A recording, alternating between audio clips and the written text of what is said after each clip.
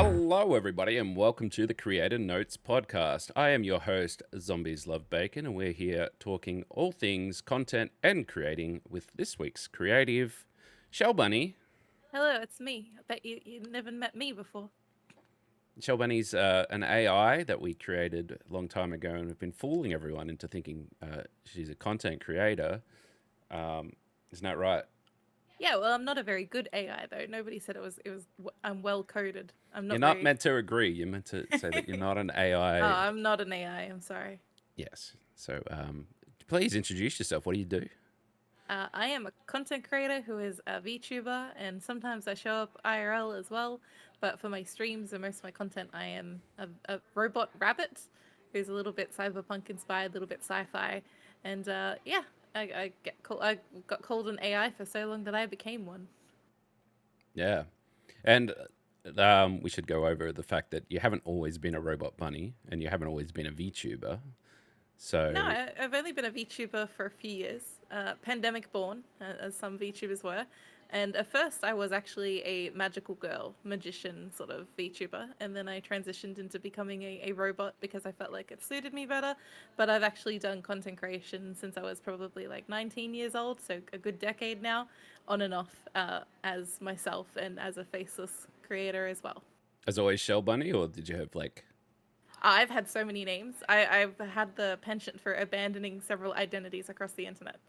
So, Right. yeah. Okay. And the reason Shell Bunny came along, you just like bunnies or.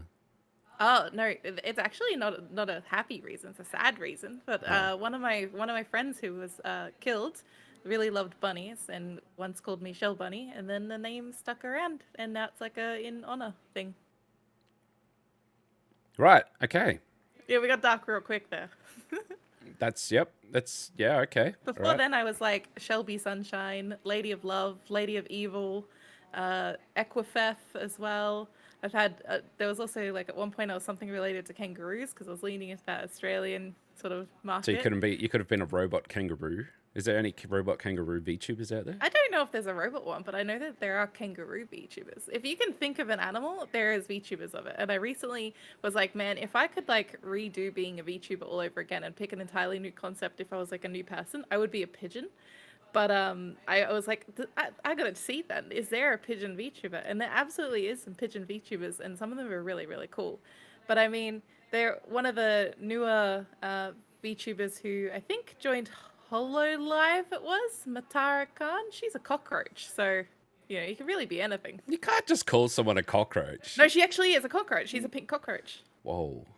You Yeah, just can't say that. You can't no, just you call can. people. You can't call people cockroaches. No, you're mistaken. You can't call people cocks. No, you definitely can.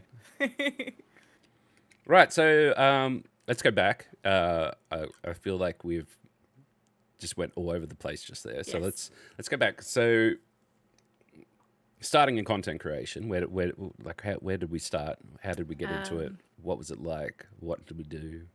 Started in Minecraft. So when I was like 19 years old, I joined a community called Minecraft Survival Games, which was it was the first basically Minecraft server network that ran Hunger Games style games. So it was called the Survival Games. At one point, it was like the world's top server network. It was before servers would have hubs, so you were constantly jumping between like individual servers trying to find a game that was open. So my server list was like miles long, and it then got renamed to MC Gamer Network. But I joined there as a moderator, and then a senior moderator. And around that time, I started making Minecraft survival game videos, and they weren't very good. I don't think anyone's videos were very good, but it was basically me playing Minecraft survival games, being really bad at it, but also just talking about life for no reason. I know I was just rambling. I wasn't very good at staying on topic. And it was around that time as well that I got into building in Minecraft. And I mean, like, aside from your dirt houses, I got into building as a part of a build team. How to make a Uh, tree? yeah, how to make a tree was one of my videos. But I was building like some of the big Hunger Games maps. So we would build one based on like the Mockingjay movie. We built some based on Catching Fire. We did like other themed builds. I did one that was like a big medieval village. It was all very fun, and like from that I was making tutorial videos as well, and eventually had my own build team. So I started, yeah, really in Minecraft, a lot of the content, but most of that content has been deleted now. But still, there's a few videos unlisted, and I know that you have gone through before and seen my videos, including How to make a how to tree. how to build a giant tree. And I'm How to glad make a you got that tree. right, because you used to say that it was a tree house building video for some reason, but it wasn't. It was just a tree, a big Trees can tree. be houses. Yeah. People live in trees. I mean, you could. That was definitely something we would hide little ladders up some of the trees. People would go up in there in the Hunger Games. So it was it was a really big network. We had like 6 million players. Um, Okay, so but it's going back to like, so Minecraft obviously, but and you're making YouTube videos, yeah, yes. yeah, and then like, when did that sort of transition into something other than Minecraft and YouTube? And I went into different like sort of stints, like eras, I guess. I mean, it's we a call them very Taylor arcs. Swift, We've, very we've set them as character arcs. arcs. I Yeah, was they're saying like arcs. Taylor Swift eras, but I went into playing Arma 3 with a person at the time that I was really close to, and sort of joined an Arma 3 community and ditched Minecraft. And then I made like a few Arma 3 videos, and from there I decided to start streaming. But unfortunately, I was sort of like bullied out of it because the community I was in was super toxic. So they would like make fake accounts that were really mean. This is also when I was attempting face cam streaming, and people can be mean. There came a point where I just sort of like completely abandoned that community and abandoned those Twitch accounts that I was using, and then became Shellbunny for probably 6 years now, 5 or 6. Nice. Yeah.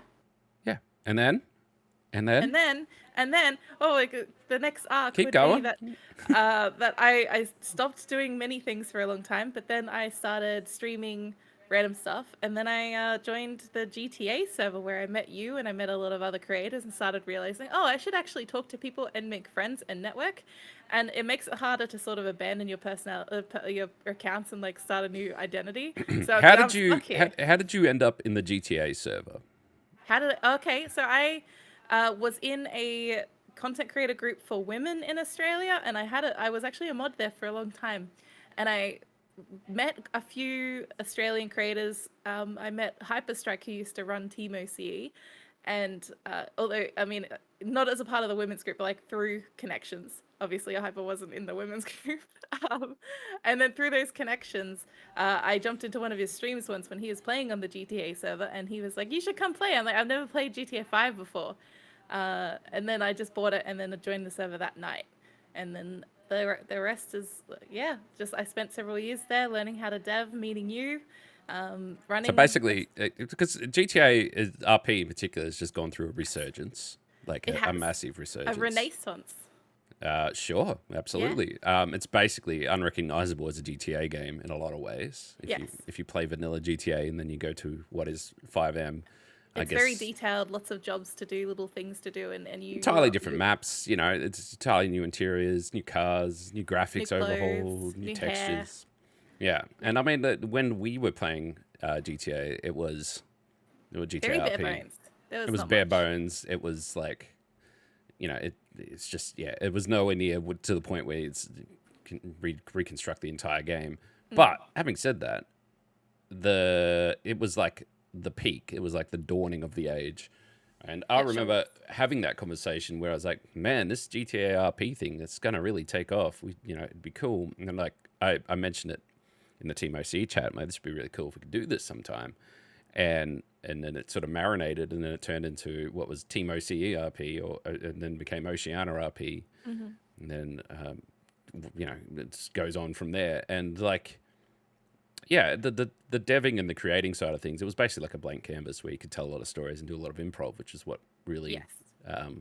did it for me. And I don't think I played anything seriously serious ever.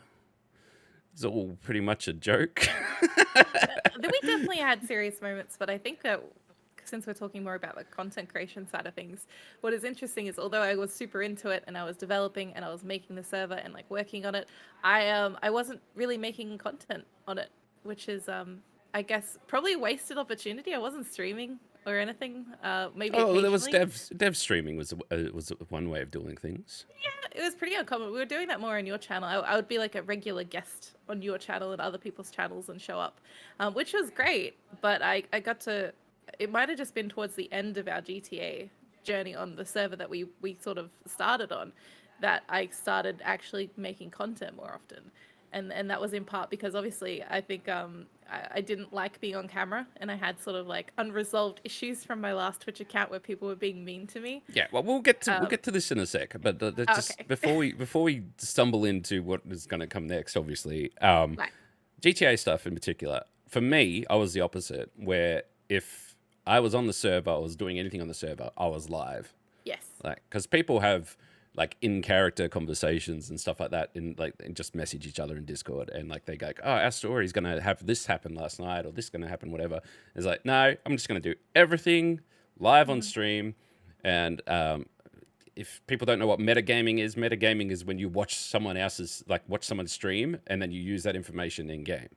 And like, I don't care. Like the amount of people, like the amount of metagamers that would come to watch my stream, and my numbers were amazing.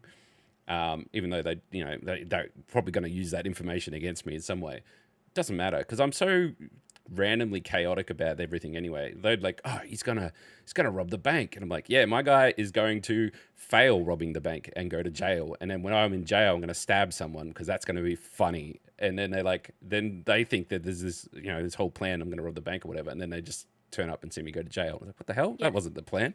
You were never like pre-planning it with other people. If you had like an idea in your head, but you would never give anyone a heads up. Even like, you and I were very close in our RP. Obviously, we had characters who were interacting all the time, and close together. But you would never give me a heads up on anything. And then Where's the fun in that? It's better improv. They get better Yeah. reactions. Absolutely. So I like people were always like, oh, you sort of know what's going on, like metagaming. I was like, no, I don't even know what he's doing. I don't know what's in that head of his all the time. And look, And, like, it's people that have played RP will know exactly what we're talking about. But it's like some people get really attached. They what they call RP bleed. So they they can't really separate what is real and what is make believe sort of thing. And people get butthurt. They go to rob the bank, and then the cops show up and they just fucking nail a headshot from a mile away, and now they're in jail. And it's like they'll be like, that's bullshit, that would never happen, that's not real, fail RP, not me, I don't care. Like that shit is fine, providing that like it's not like I show up to a diner and then they blow me up with a rocket launcher. I'm like, okay, well, that's not real, that's never ever gonna happen. Like, it has to be within the realms of, yeah, this is kind of real, whatever. But like, I remember there's been times where I'm in a situation where I've just escalated it to the point where it's just chaos for everyone. And people that might be playing RPing as the cops don't want to get too involved, and they don't want to make a decision because they don't want to piss anyone off. And I'll be like messaging them going, just fucking shoot me so this will be over now. Like, I just shoot them a DM. I'm like, just shoot me. I'm going to keep doing this until you shoot me. And he's like, oh, okay, yeah, all right. And then it'll happen. And it's fine. Mind you, all the other people don't know that I've, committed to this bit and it's going to end a certain way. But it's like, some people get really butthurt if anything goes sort of, I guess, off script. And I'm just like, no, I like the chaos. It's fine. As long as there's some kind of resolution and it's all good. I hate people that, kind of try to ruin the vibe. Like, you're trying to have some fun or whatever. And he's like, I'm going to do this cool stunt thing where we're going to steal all these cars or whatever. And then, like, as you're going to do this cool thing for content, they're like, we know what you're up to. We're just going to arrest you and put you in jail. I'm like, well, that's not content. Can't you just wait until I get in the car and we have a cool car chase or something? I think like the sort of role player that you're talking about, that you were, definitely provides like better content for viewers as well. You're going with the flow. You're not aggressively planning it. Yeah, my only complaint would be that sometimes I would be like, I'm going to do this, and it's like involves two people, and then somehow, we're gonna kidnap someone, and then we're gonna tie them to the train tracks and play Lady Gaga to them, or whatever. Somehow the whole city figures out what's going on, and then there's 50 people going looking for it. It's like, all right, listen, this is my story with these two other people. We get it that you've somehow magically had this foresight to be in the middle of the woods where this train track is. Definitely not metagaming, but like you got to learn where the line is, because so, some of the shit we do would just take over the whole thing, and then you go, okay, well, it's gone too far. Let's just calm this down. Definitely an issue on like the smaller communities as well, where there was like 20 people and everyone wanted to get involved. If it was like 300 people, people wouldn't care about one guy doing random stuff on his own. Yeah, and that's certainly that was my experience, and sort of when I got a better internet connection and could move to like NA servers and play with Americans, the content was amazing, but it was like full on. Like it was like, oh, you're getting kidnapped, and then like you'll get kidnapped, and you go to this bank, and you do all these bits, and it's all very funny and whatever, and you're RPing it all out, and then the cops turn up, and they're like, "You're okay?" I'm like, "Yeah, it's fine, it happens." Blah blah blah. Cops drive off. Next car pulls up. It's like, getting kidnapped again. I'm like, all right, off we go again. And I know that it's like people complain about it, like on NoPixel, for example, where you can't really walk the streets without getting kidnapped. And I played on Echo. Echo was probably the most I guess welcoming server. That was just so in about it. And I remember that they give you, everyone gets an apartment. So it's you get the apartment building next to the train station, and that's where everyone goes. So that's where the newbies live, right? There would be a queue of people getting ready to rob stuff when the server restarts at the start of the day, and everyone loads in for the first time. There'd be all the gangsters lined up. It's like waiting for the newbies going, all right, who are we kidnapping today? And then as people come out, they'll each just pick one each, and then off they go to do crime. And it's like, okay, it's getting the RP side of things has sort of disappeared, and now it's just become the grind of making money to buy cars and be cool. And I think when we're talking about like small servers and how people were constantly watching each other for not great reasons sometimes on Twitch, that might have been part of the reason why I was hesitant to make content, because I don't like people knowing what I was doing, because I liked being up to my own shenanigans in the background. Plus, I was also usually doing admin stuff on the side. Yeah. But I think that definitely drove my hesitance. And I sort of, like, looking back, I wish that I was streaming more in that time and, like, sort of building my community up and things like that. But at the same time, I'm kind of glad that I started.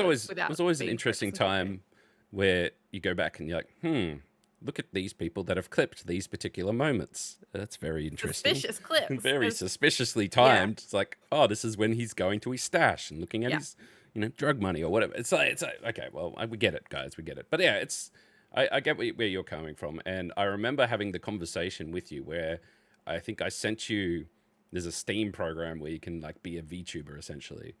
And there's like you can be I think it's the dog. It's the dog with the headset. Face rig, yeah. Yeah, face rig. I sent you that. I'm like, why don't you do this? And you went, nah, that's a silly idea. And then I think it was like maybe like a year later that you sent me a link to V-Road Studio, which is the program as well that I made this avatar in mostly. And you were like, oh, maybe you should try this and like make your own character. And like I grew up playing those like dress up doll games, where we have like Barbie and you're dressing her up like a digital paper doll. And V-Road Studio is basically like that, but for VTubers. So I couldn't help but get in there and start clicking. I'd like rabbit ears to myself, make a hairstyle and make eye colors and stuff. And I was like, damn it.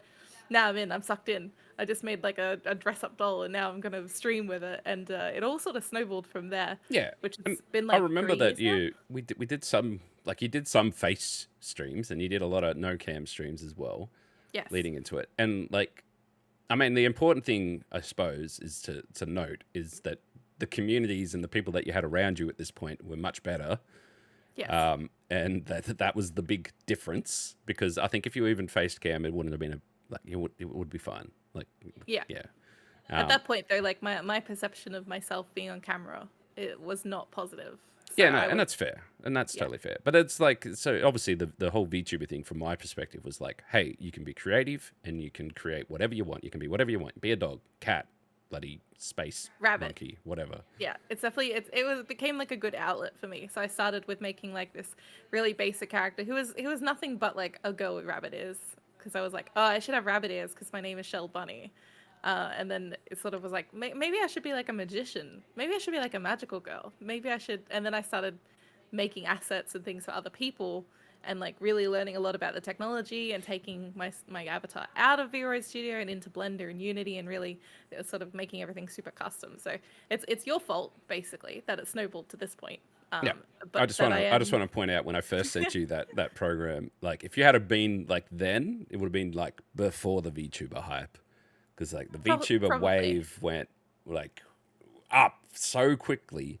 And I remember that when you eventually got to the point where you were streaming with your VTuber and everything else, it was like it was already they were everywhere. The VTubers were everywhere. That's okay. I'm okay with being It like was it was the peak time. People would know this era.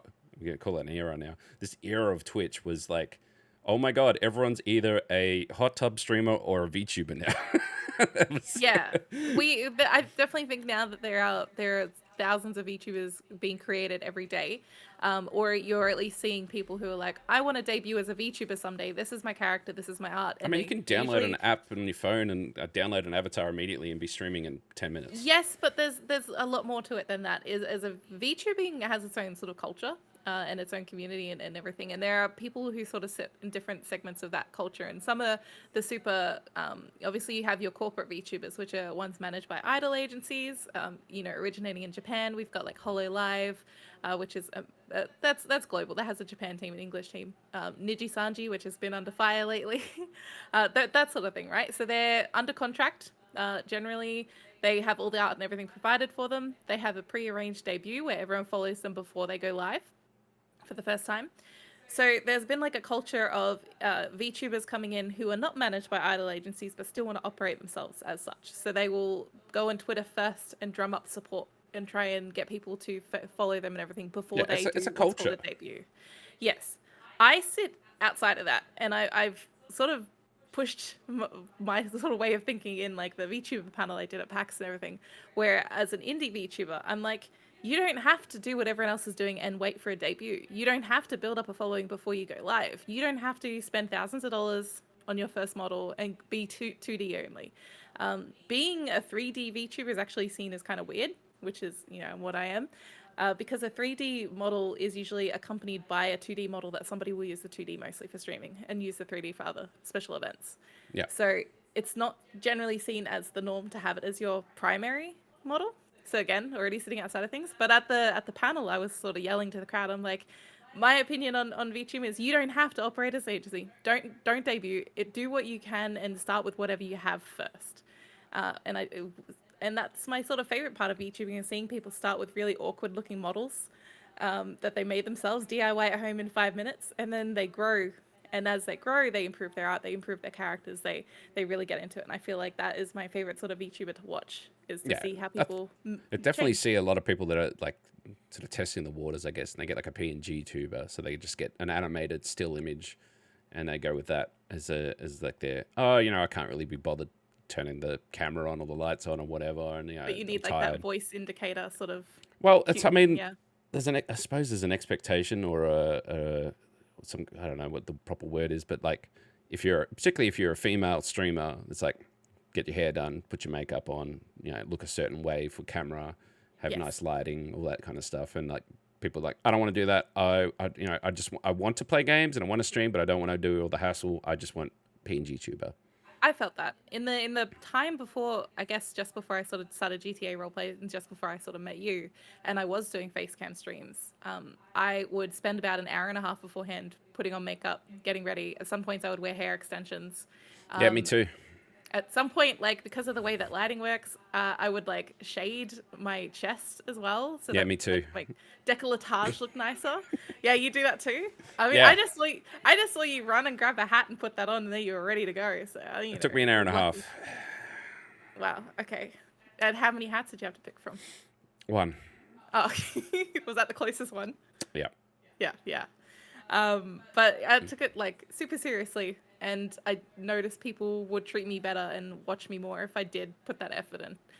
But now I can look like a complete gremlin, and people can't tell that because I just look like this all the time, and it sort of takes the pressure off.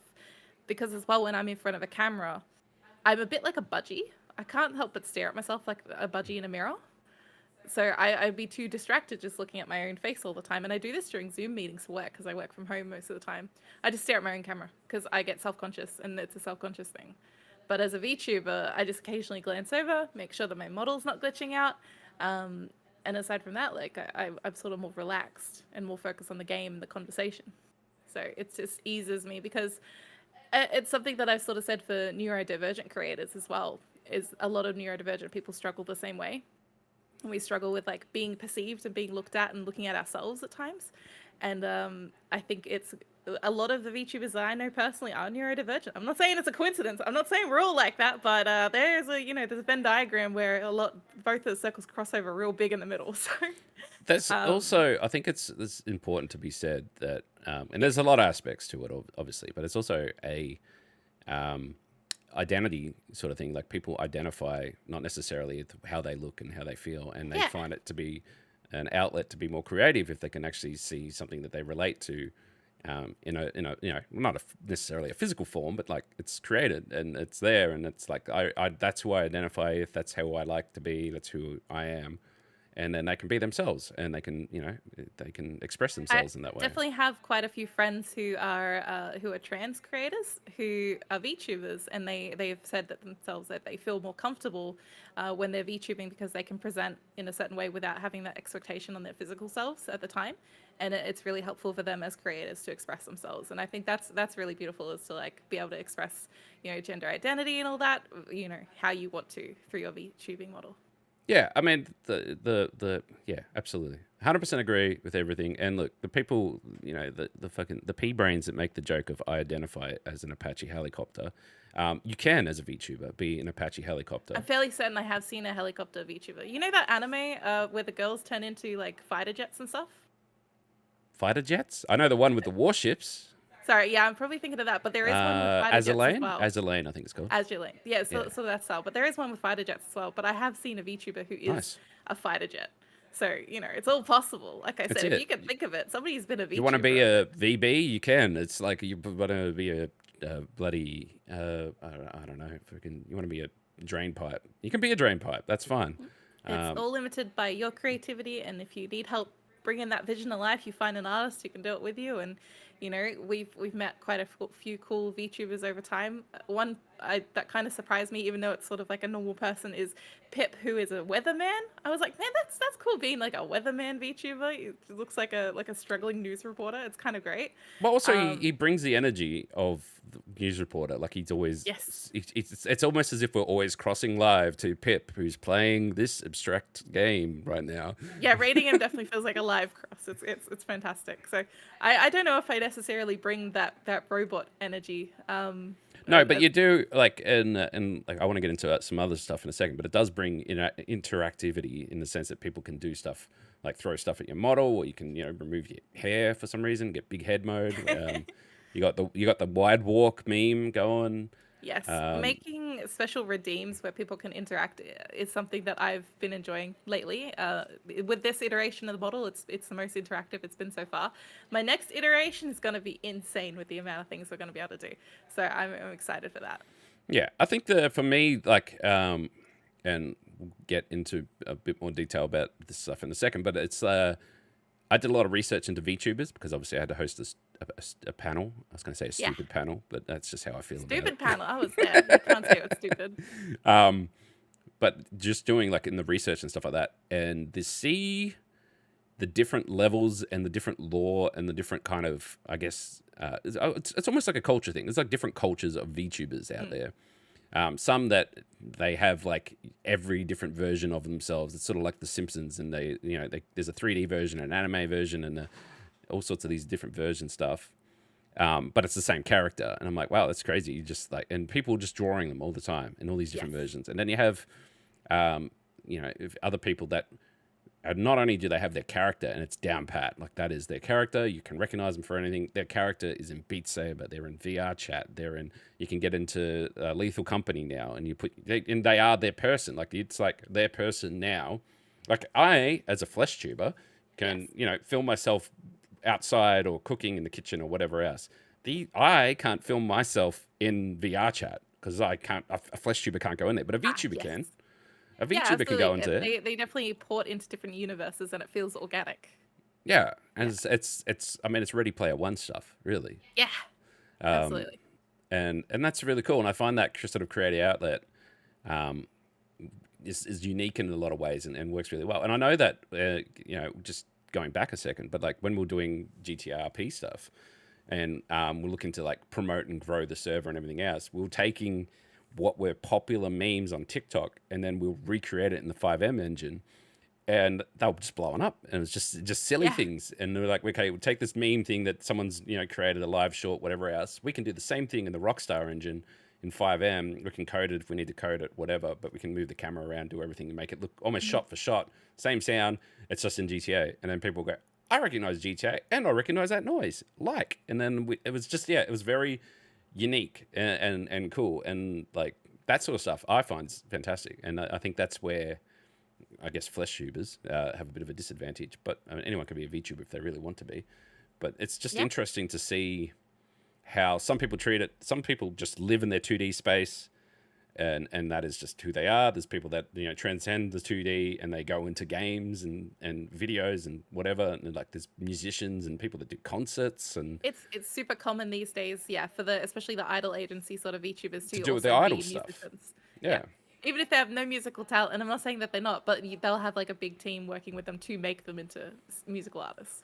Yeah. yeah, yeah. And I mean, it doesn't even matter. Like it's just a performance. So it Yeah. could be Iron completely. Mouse does like a birthday concert every year, I think for the last few years, where she goes, I think it's done in VR chat, where they record a massive full concert of her and all of her friends performing in 3D and dancing around. And it's super sick, actually. It's definitely something I recommend checking out on YouTube.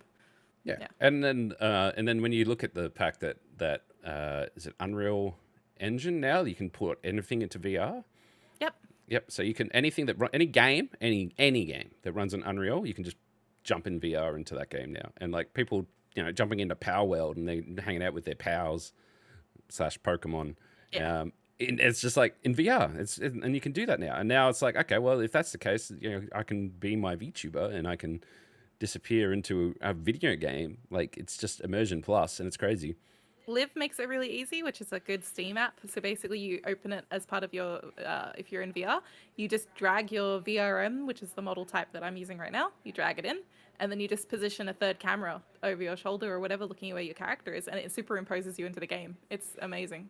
Yeah. So and like I think the important thing is, and I'm trying to remember the Twitch streamer that does a lot of this stuff as well, where they code themselves in games and in like real spaces and stuff like that. So like you're looking into their room, their studio, but really it could look like anything. Code Miko? Yeah, Yeah. Code for example, and that was like just random shit, like code into random things and different engines and different whatever. These people don't have like a team of people or studio behind them. They're just people, single Yeah. people in a lot of cases, and they're just coding for the fun of it and doing what they do. And there's crazy the amount of talent you can find in, I guess, like a VTuber doing stuff like this, and like in the episode I did with Drew, we were talking about how some of these people they're very talented, they do a lot of things, and it's very entertaining. It's quite amazing, and they just don't have the viewers. And it's like how is it that someone with the $20 webcam who's just peaking on an awful mic setup, who's playing, say, Valorant or whatever, and just being an awful human can get a few thousand people, and then this person Mm. who's managed to recode their VTuber self into a video game and is doing a performance in a digital space that looks like a camera and stuff can have 20 viewers. So with VTubing, obviously we rely on not all of our viewers are going to be VTubers. They're going to be normal people who Yeah, like VTubers. So they might not actually have a clue what is really possible with VTubing and what is a success, right? So they might look at somebody doing something like that and be like, "Oh, that's just something you can do in VTubing," rather than a VTubing person coming along being like, "Wow, how did you do that? What the hell?" It's a being acquainted with the software and what's possible already, and then knowing what is harder to do, and then having that appreciation. Whereas someone might come along who's a normal viewer and be like, "Oh yeah, that's neat. That's just what VTubers do. They are VTubers." yeah, You know, but it's it's not easy. Not anyone can do all that stuff. no, not at all. I just mean like we appreciate it, but the Yeah, general viewership might not know. yeah, but at the same time, so you try to explain VTuber to like a general person. Like I was recently in a meeting with a brand, we won't say who, and they wanted to understand what VTubing is, Yeah. and I'm like, it's basically motion capture in your bedroom. Like they're doing it themselves. The whole Yeah. thing with what Disney are doing to motion capture or Rocket Raccoon or whatever, it's like they're doing the same thing, but they're doing it by themselves with software, a lot of which is just Hmm. like open source, do it your own stuff. Not necessarily have to pay for it, but you just got to figure out how to use it. Often And with an iPhone. Yeah, and Yeah. exactly it. And you know, this I see a lot of like I said, when I was doing a lot of research, I find a lot of people that have like full body motion capture in room VR set up to so they can walk around in their room and you know be their VTuber self. You know, if someone else walked in that room, they'd just see a green room and a person in their PJs with big black boxes stuck all over them, Yes. and it's like, but everyone else way sees that a cat girl or whatever. You know, it's yeah. I think like a fun way to sort of describe it as well is after you say sort of it's instead of streaming as a person, we're streaming as a character using motion capture, and you know, and then I sort of usually add some people do it for privacy, some people do it as just like a fun thing where you're a cartoon character instead, and it's really cool. But then lately I've been sort of thinking it's actually like modern puppetry. Uh, you know, all VTubers relate back to Kermit the Frog, so Stop. we're all what? It is, and it is mainstream because we just saw it on the biggest show on TV. The Super Bowl used VTubers to bring the cast of SpongeBob into their Nickelodeon Super Bowl. Mm-hmm. They used that. That was definitely It's the VTubing same technology. It's the same, tech. exactly the same. And you know what? It was actually probably a bit more janky than some streams that you've seen. They had an unnecessary amount of complexity to the setup. For some reason, they had like mocap suits on, even though they were just seated. They could have gotten away with using like an AR kit tracked model on a phone, and they would have done fine. So they overcomplicated it. There you go, Honestly. Nickelodeon. I If need you to be need some hired help, to like. you need some help. You know, Shellbunny Yeah, can sit you up so you can have absolutely. proper SpongeBob and Patrick at the Super Bowl. Mm-hmm. Which, if you haven't seen the Nickelodeon Super Bowl, that is the peak way to watch the Super Bowl. Yes, So much better. It's so much pretty better in good. every way. But yeah, Um, it is puppetry, and that is where like normally, back in the day, you know, not even back in the day, back 3, 4, 5 years ago, you'd have two guys in a SpongeBob and Patrick suit walking around. yeah, And now they mascots. can they literally do VTuber mocap and just digitally put them into the thing. I think It's taken puppetry is over. also a good way to put it because VTubing, you're sort of facially limited, right? This is me like normally talking. But for VTubers to look alive and look vibrant, we have to actually emote a lot more to make the motion capture sort of track better. So, you know, it's all well and good to have all these different toggles and bones in your face and technical things. But if you're not emoting to use them, then it's not worth it, right? So the puppetry also comes from like having to move around a lot more, having to be more expressive, and sometimes I really forget that. But you know, you just got to do it and like got to lean in and lean away and shake around and move when you talk, and also remember that like if I raise my eyebrows, my ears go straight up, so I look more surprised. But when I'm actually just playing a game and something happens, I often have to remind myself to like emote more to make that happen. So there is like an essence of like traditional puppetry within it as well. Yeah, Got to think absolutely. about. Yeah, Yeah. and some people don't do that, and some people go hard and they have trackers. It's also the same thing, right? With like, you know, a normal streamer, a person who goes, I'm gonna start streaming, I'm gonna put on a face cam, we're gonna play a game, and they're in the corner of their screen, and they're not really reacting to anything that's happening in their game. They're just sort of flat. They're just sort of talking a little bit, and they're not being entertaining. It's the same thing applies to VTubing. You have to entertain. You have to move around. You have Yeah, to yeah. emote. Yeah. Yeah, I always fall back to there's two rules in content creation, and particularly if you're a streamer and stuff like that. You either have to be entertaining Yes. / funny, or you know, have a good conversation or good interaction with the chat, or you have to be fucking awesome at the game. That is Yes. the only exception. You can ignore chat if you're fucking world class, just dominating the game. Absolutely fine. You can ignore chat. If you're a speedrunner and you on world record pace, ignore chat. Yeah. But if you're not, and your gameplay is garbage, you need to be on top of your game. Yeah, you either have to be extremely talented or extremely funny. And I don't know where I sit. I think I'm funny, but I also think part of it is like the technology that I have implemented. Gratis, yeah. It's. Yeah. I mean, it's for you. It's like if you're at all, I guess, lacking, for lack of a better term, they just take your hair and make you do wide walk and throw stuff at you. Yeah, I made so they can entertain themselves. You know what? When it's like It's a when you cat have toy. a baby and the baby's in the bed and they have like a mobile above them spinning around. That's my view is the baby, and then the mobile is my chat redeems. So they're entertained. Everyone you hear that, Shelby just calls You're you all babies. babies. You're all babies. Babies. Well, I It's mean, like, I oh, actually, shiny. Actually, when you know you- what? It's quite funny with Liquid Wi-Fi, who is on top of his game in most aspects. Anyway, Yeah. sometimes chat just wants him to jingle keys, and he will get the keys out. He will just jingle keys. Single keys. I like that. I like that. I should make I should because I have a 3D printer, and next time I see him, I should bring him a 3D printed set of baby keys, but like extra big, so he can jiggle them at people. He's running at TGX, so Oh, perfect! I might have to yeah. get him something. But yeah, so it's like I think and actually TGX is a great segue into the next thing, obviously, where we set out to do a VTuber panel at PAX. Yes. It was an experience for everyone involved. It was stressful and mostly successful. Yes. Yes, and look, I think with the VTubing thing, it's one thing to be like, hey, yeah, let's do a VTubing panel, but then the amount of work that went into the technology side of things, and not just the planning and getting the people and all that stuff. That's all.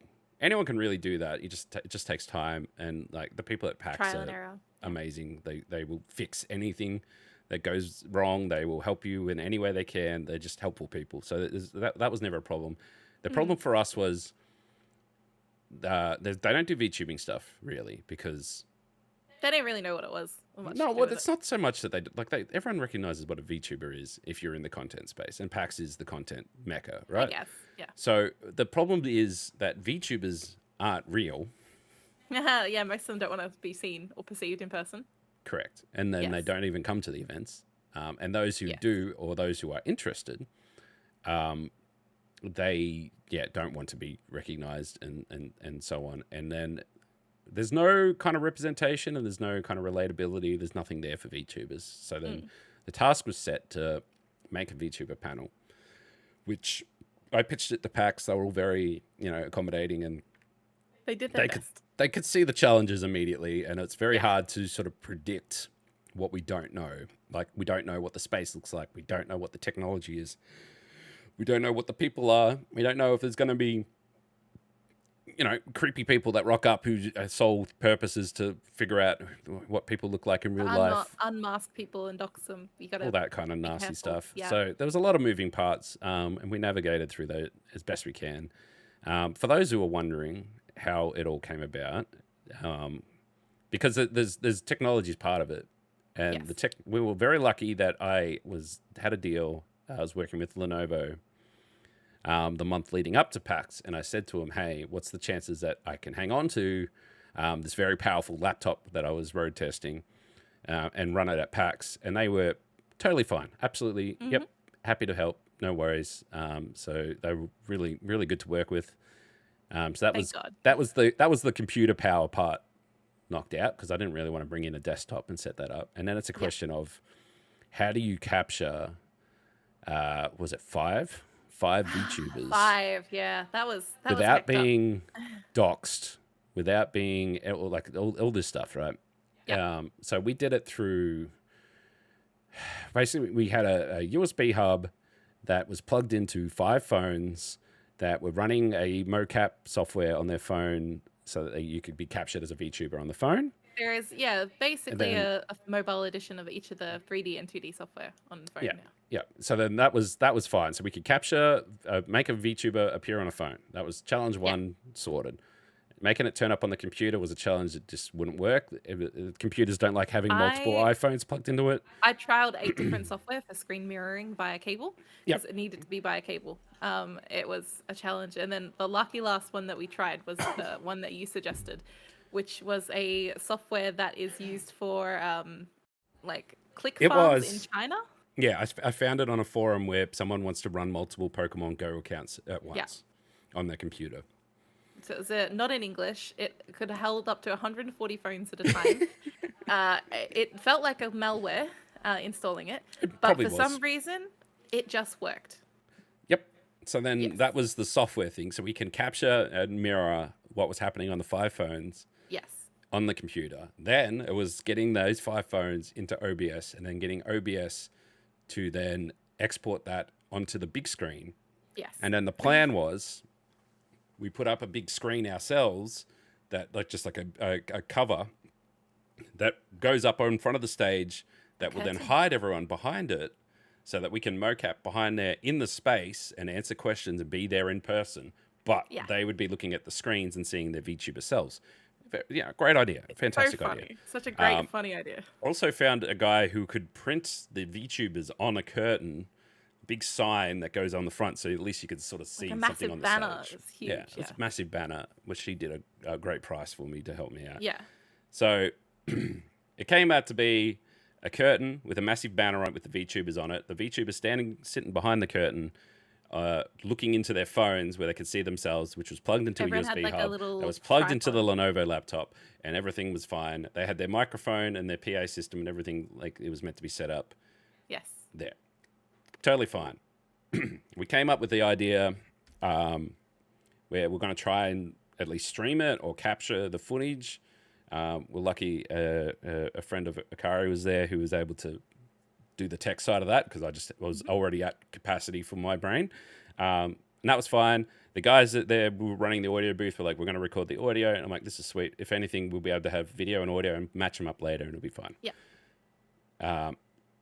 Yeah, so then Best it's laid fine. plans. The only person that had to get up there and show their face and like run the show and organize everything and set everything up was myself, but that's fine.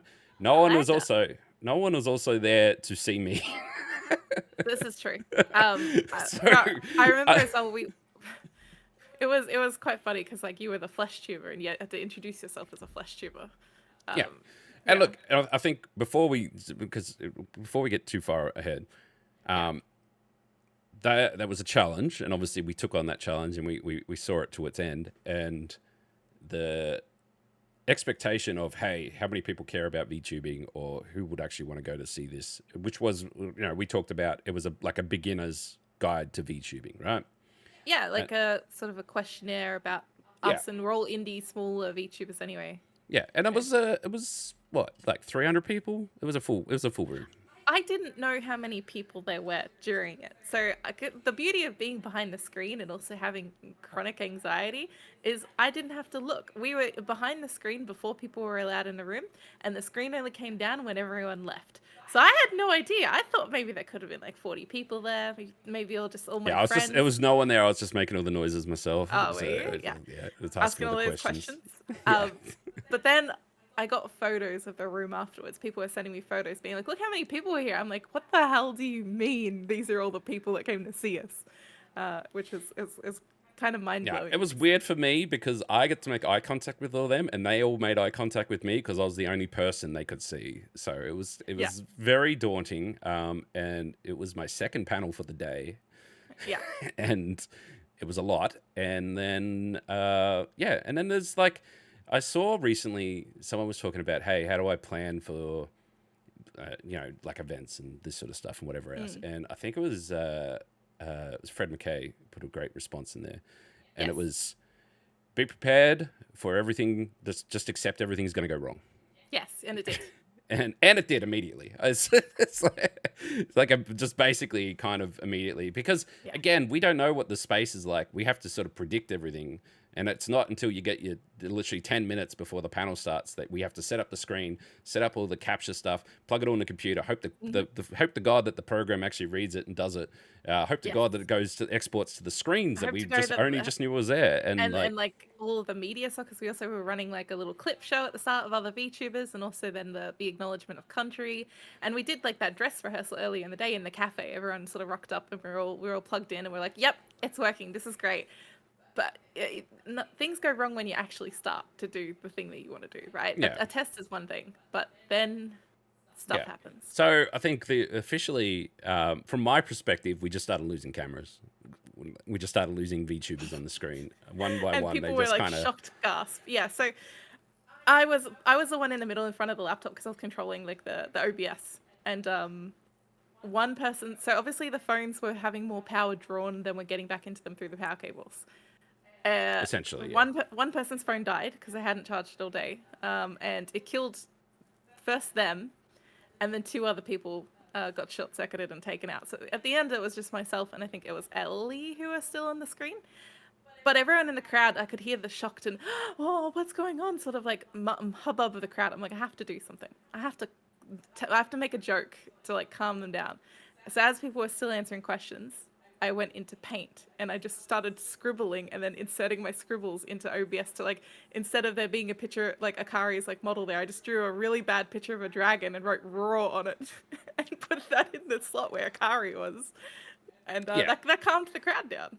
Yeah, I think the fact that we were there and like it's not like we lost connection and they can't hear you anymore. That was still there. We can answer questions and we can, and we'll just sort of lightheartedly go, oh well, these things happen, blah blah blah, and kind of work through it. And I mean, I'm the only one who had to watch their disappointment. That's fine. But it's fine. Whatever. Wouldn't be a VTuber panel without jank, I think was said at some point.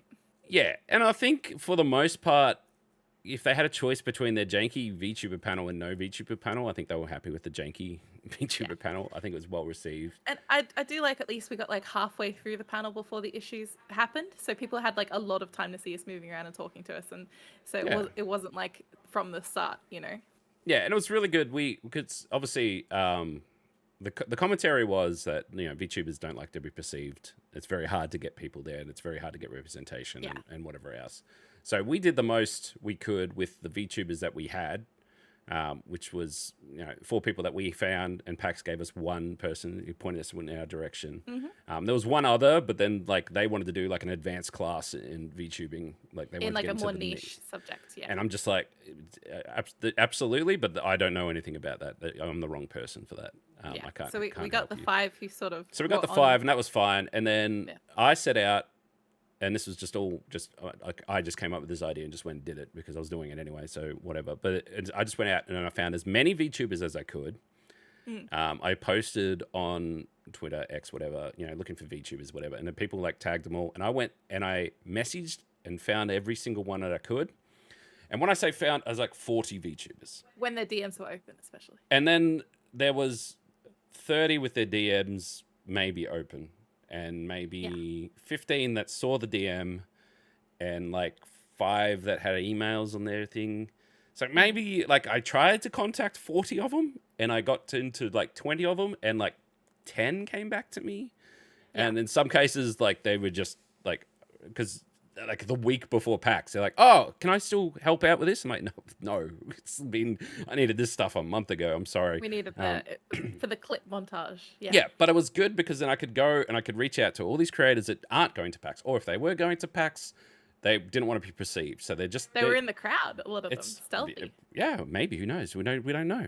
Could have been anyone. Could have been anyone. And like, I managed to get it basically said, give us a clip. Give us your funniest like Twitch clip and a short thing about yourself and whatever. And some people like gave me like 3 minutes worth of content. I'm like, well, that's not going to work. I'll cut it down or whatever. But it was good to have that representation where we can go, look, here's all these VTubers. Look at all these great VTubers that are, are making content, and they might be here, who knows, but they don't want to, be perceived. And that's totally fair. So there is inclusiveness. And I tried to get as many different people, like people that do shooters, guys, girls, animals, whatever. Just anything I could, just to say, look at this bright spectrum of color and different people and stuff like that for VTubing. So they had that as an intro. We had the panel, and I think that it was all well received. And I think the people that were in the audience got what they wanted from it, and that was all really nice. It did get streamed on Akari's channel. Audio was trash because we just couldn't get an audio pickup into the computer that was doing the streaming. Did our best. And then the audio guys that I got to record it, that was corrupted, so we didn't get the audio recording for that. And then obviously we lost the feeds halfway through it, and then there was just it was a lot. And look, and if anyone's ever thinking, hey, I'd love to do a panel, whatever, absolutely, be plan for everything. Be prepared to be flexible because stuff is not going to go your way, and then like there was just the aftermath of that, apart from just being exhausted, there was a bit of drama, a bit of miscommunication and stuff, which all got cleared up eventually. But then there was like these keyboard warriors who were adding commentary and just taking their own spin on things, and just dumb things like look at PAX and their VTuber thing. They're all very one-sided. They only prefer these kind of people, whatever. I'm like, dude, I spent months of my own time just going to like cows and jellyfishes and giraffes and like all these weird ass VTubers and like talking to them And like I'm like, hey, this is what I want to do. It's great. It's gonna be great for inclusiveness. If we can get someone who's a bit unique and someone different, would you be interested? Like I spent months on it, and then at the end of it, people just like a tweet longer saying, "Look at this guy. He only fucking invites his friends to the VTuber panel." No. Like, I think that look at this point that was a while ago, and now all I hear about the VTubing panel now is everyone being like, "That was cool. Remember PAX? That was cool at VTubing panel." Nobody remembers the crap that I remember the crap. Don't worry. No. And it's one of those things where like if we ever get to another point where we're doing a VTuber thing, and then all of a sudden they're like, "Hey, I'd love to be involved." It's like, no fucking chance. It's after you just like people shit on other creators because it's FOMO. Like they end up do that. And in a lot of cases, they all had their opportunity to get involved and they didn't for whatever reason. And then they see it be a success and like, I've got to bring it down a peg. It's like, why? Yeah, just I celebrate see that, this shit. It's like, it's so many people who are just like, oh, we just want to tear you down because you did something cool and I'm jealous. And I'm like, well, I don't care. We don't anymore. we don't have much representation at cons as VTubers in Australia. We should lift up whatever is there, I think. Exactly. And if like somebody else wants to do a VTuber panel or a VTuber workshop or something, I'm gonna be there and support that, because that's what I want to see. I just want to see people grow as like a community here, without having to be an idle agency sort of VTuber or a big VTuber. I want to see the little ones come together, and I think that's important. Yeah, well, there's not enough. There's not enough, and like it happens too much. Like there's not enough of that community aspect, and like I feel like particularly Twitch in Australia at the moment have like there's a good circle and a good sort of network going where everyone kind of knows what each other are up to and what they're doing. Everyone knows a guy who knows a guy. Yeah, exactly. And then when someone is a prick, everyone knows that they're a prick, and they sort of say, "Well, listen, just go away. Don't be a part of this community. We don't want you here. We don't want you on the platform. Just leave us alone." And they can go and do whatever they want to do, but we just don't want them interacting in this safe space that we've created. And it's the same thing where like the whole VTubing thing was to create this kind of this space that people that maybe don't have any kind of representation could come to PAX, see it, and do it. And that was the goal. And I feel like we nailed it. It was just disappointing that we saw some people, I won't name who, but like they just were like, trying to tear it down. It's like, no, just why can't we just pump it up for once? Like, why do we always have to look for flaws? Yeah, it was a jank show, but hey, there was a VTuber panel, and 5 on stage plus another 10. That's 15 VTubers on showcase, and we made it. I even got little flyers printed up to give to all the people in the audience so that people can then take a physical thing back with them with all the people's names on it, so they can go follow their accounts and it was good mementos. I think I think we did ultimately achieve the goal that we set out for, and personally wanting to expand on that a little bit. So I have been approved as a creator for DreamHack, so I'm hoping that I can take over the creator lab with the computers and teach people about VTubing there, and set up a little mocap demo so people can come along and be mocapped as like my character and see what that's like. And sort of teach. My aim is to teach. I'm not like a huge streamer myself. I don't have a massive following or anything.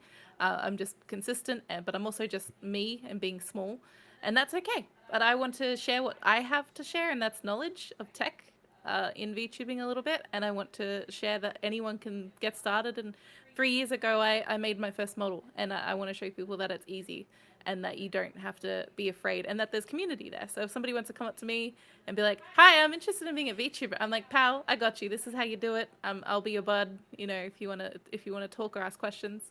And something that I'd also like to do, as at PAX, because I saw obviously last year Fred, who we mentioned, did like a little workshop as part of the charity stuff where he was teaching people about StreamerBot, was it? Yep. Where maybe I could do a little workshop on a stage about getting into VTubing for free or cheap, and showing people the budget access routes into VTubing. I just want to share the knowledge, share the love. Yeah. I know there's been a few people that have been like, "Yo, we're doing VTuber panel again for PAX or whatever." And it's like, we can't do the beginner's guide to VTubing twice. You need a new. We need to mix it up, be a game show or something. But I mean, certainly, how to become a VTuber for free or cheap is good, because one of the things that scares a lot of people off is how much people pay for VTuber models, particularly the 2D flashy ones that are in the thousands or more. I was free. Well, you value your time. It costs money to make it. Nah, time is free. Time is not free. Time is free for me. I definitely want to also have in that there are ways for people to get free or cheap VTubers that are 2D as well, because 2D is something that people aspire for a lot of the time. Or PNG tubers, I'll show a few different methods, different styles. Because as much as I am the 3D girly, because that's what I advocate for and what I know, I do know a little bit about the 2D and how to access that cheaply as well. Because there is a massive expectation that it will cost you at least $800 or more to get into live 2D VTubing. And that's not even for a great model. If you want like a good one, it's $2,000 and up easily. So I want to show people that you can do something cool and neat as a 2D or a PNG or a 3D, quite cheap. And also show that you don't necessarily need the latest iPhone to do mocap well. So we'll talk about all those barriers of entry, and I think that'll be a cool session. So Pax, if you're listening, approve my application when that comes around. I was going to say, you haven't put an application in yet. Hey, look, if they say no, I'll do it outside on the grass. I'll put up like a little computer. I'll be like, come over here, ask me about VTubing. Oh my God. Yeah, a homeless sign, a just cardboard sign. Ask me about VTubing. Yeah, aspirational that I want to teach. And I think that's what I will be good for in the community and bringing people together, is to teach and make more VTubers, convert more people into VTubers, so we get more waifus out there, or husbandos. Less flesh tubers. Less flesh tubers. VTuber takeover. We're running up on time, so we need to get to. Obviously, we've gone over the journey so far, so to speak, and definitely talked about VTubers. So I feel like we've covered that off. But like, what's next for your content and stuff going forward? I am currently slowly working on a overhaul, not a redesign fully of my character. It'll still be the same character, same sort of general style, but updating my art and implementing new features and things that I've learned. So it'll be more toggleable outfits, hair changes as well that people can toggle on and off, or I can toggle on and off. And also I've learned some stuff about shading and like coloring and also shaders in Unity. We'll be switching to a different avatar format, which will be interesting. And I've been looking at Cyberpunk Edge Runners and Studio Trigger and how they do this like neon side lighting really well. That's like the sharp neon left and right of their face. Like usually it's like blue or yellow or pink. I learned how to do that as a 3D model and have that be like an active moving light source. So I'm thinking maybe I should just lean more into like the sort of Studio Trigger style 2D but is a 3D model looking art. And I'm kind of playing around with that at the moment, which is interesting. And that's all done through my Unity editing at the moment. So I also want to upscale my textures, because right now they're still a little bit pixelated because VRoid has limitations. So if you want to have better textures, unfortunately you have to swap them out in Unity to be like double the size. You can't do that natively in VRoid. So that's a whole process as well. So I'm definitely looking at different toggles, different fun things I can do. And eventually, I would love to get the Sony mocap trackers, although they're not available in Australia yet. But that's what allows people to do easy full body tracking as a VTuber using 3D models and a program called Warudo, which is what I run all my VTubing off of. So I think that would be neat if people could just see me wander around. I think that would be interesting. So you can get up and walk out of your chair and like do all that stuff. Yeah. Cool. Aspirational. So that's all that. So really, so your aspiration in the future is to evolve. It's always to evolve. And I think I play that well in the lore of my character, although I don't like act as a character. Can you announce it in the same way that they do in Pokemon? You go, doot, doot, doot. Then it's like, what's this? Shellbunny is evolving. That would be a cool little video. Yeah. I could do that. And then when they have like the, when it finishes and it like transforms and then they like it has the Pokemon cry, you can just be like, "What up, fuckers?" Yeah. It's part of the thing about being a self-made VTuber as well, though, is like you're able to update your art as much as you like. But I need to do it in a way that's careful of my audience now, I think, and make sure like it's a big deal, and like we'll have like a little long stream about it. Shellbunny's back, and now she's a pigeon. No, but as I was saying, the lore though, being a robot, I've said to everyone a few times that as a robot, I can update my cosmetic plating whenever I like to look different. So that's the lore. I'm also gonna have a redeem, by the way, that removes my face, and then you can just see my robot face underneath. And I think have it's you gonna seen freak the movie people Face out. Off? No. Okay, that's all. All right, I'll Google that later. You don't know what Face Off is? No, you know Oh me. my I've lived God. under a rock. I don't know. I have approximate knowledge of Oh my very few God. things in film, unfortunately. It's definitely a movie. I was I was raised on a diet of like chick flicks and like Disney movies. So it's got John Travolta in it, so oh, it's basically Disney. okay. Well, yeah, something of that. But I yeah, don't know I'm what gonna. I just said. It's what is it's not it. That's not it's don't worry. Anyway, yes, absolutely fantastic. That sounds good. Yeah, I'm just gonna have a lot of cool redeems and cool stuff and evolve and be better and teach people. So outside of the evolving and all that sort of stuff, like going forward, is there like particular sort of content you want to make? Is there particular sort of brands you want to work with? Is it like you want to? Oh, I want to keep working with brands. I had success last year working with Thermal Take. I definitely have some brands in my site that I'm gonna like creep on and introduce to VTubing, whether they like it or not. I'm just gonna be like, you know what a VTuber is? I can be VTuber for you, and teach them while trying to work with them at the same time. I am at the moment trying to 100% Cyberpunk, which is very on brand for me playing Cyberpunk. But I want to platinum my first game because I've never fully platinumed like a game like that. So that's been a journey. I don't, in terms, I don't know what I'm playing next. There's definitely a few ideas, but I don't know what I'm doing next after that. It's been my crutch for quite a few months now, or like 8 weeks maybe. So I have no idea what's coming next. Yeah, I'm open to suggestions though. I have a list to write down suggestions. It's quite empty, unfortunately. All right, there you go, guys. Leave a comment below on what games that Shelby should be playing Yeah. next. Just like if you get cyberpunk-ish, robot-ish, something or other, bonus points. But if you don't, then it's fine as well. Whatever. I like a lot of like survival games. I think Winter Survival is coming out at some point soon, which will be on my list as well. Lots of management simulation games, but I don't know how well they stream. But I think my streams tend to do better when I'm doing like a big adventure game. It's like I've done Cyberpunk, Starfield, Subnautica. Those are sort of and Hitman was sort of big for me as well. But Hitman is so out of the three of those are like sci-fi games, and then it's just Hitman at the same time. But yeah, Hitman's good. sort of Hitman is excellent. I actually kind of want to revisit that again soon. There you go. Hitman is the next game. No, Hit Bunny again. All right, we are out of time. We do need to wrap this up. As much as you just, it seems like we can just talk about what games you're going to be playing forever. Yeah. Yeah. It's we need to do your spiel. Where can people find you? You can find me at Shellbunny _ on Twitter and Instagram. On Instagram is where I post my flesh tuber form. So if you're interested in seeing what I get up to, that's where you can go. If you want to see me on Twitch, it's just Shellbunny, so SHELLBUNNY. And all my links are in the link trees that will be in those descriptions as well. But I stream usually on a Monday, a Thursday, and a Saturday on Twitch. And we will have the links in the video description as well, because I know that if I don't put them there, you will forget to click them and go and follow. Click it now.